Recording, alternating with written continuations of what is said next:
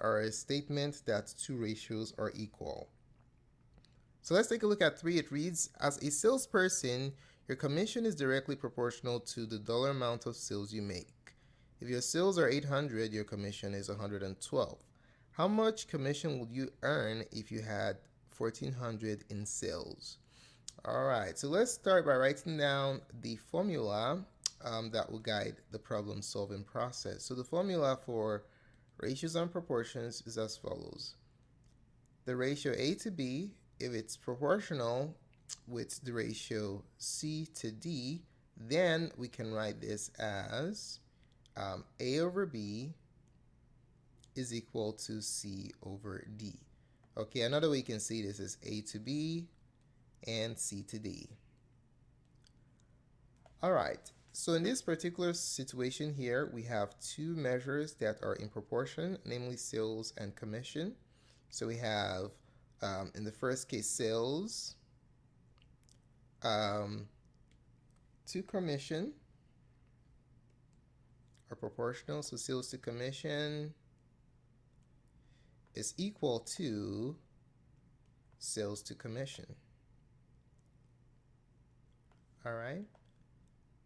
So we can write this in fraction form. So when we're setting up our ratios in fraction form, you need to pay close attention to the units, okay?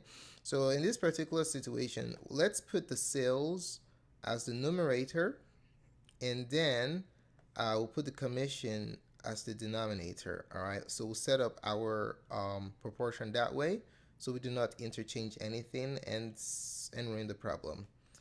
Alrighty, so let's set it up.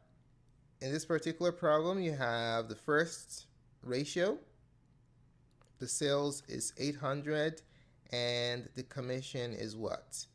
$112. All right, so let's write it down in fraction form. So the sales is 800 over the commission, which is 112. So that's the first ratio. Since you're in proportion, that's going to be equal to the next ratio.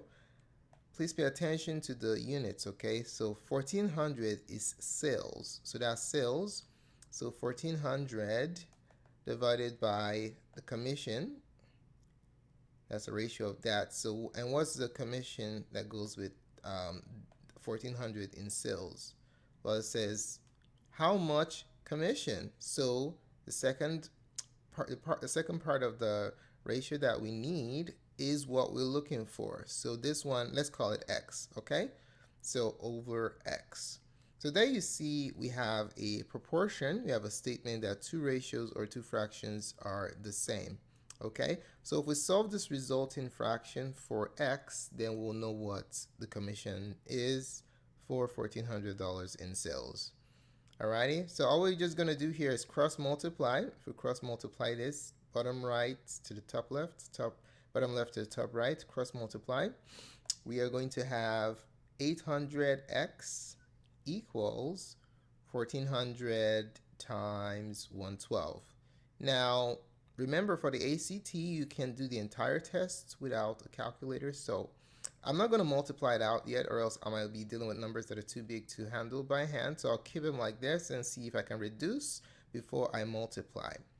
Now, using our algebra skills, how do we get x isolated here?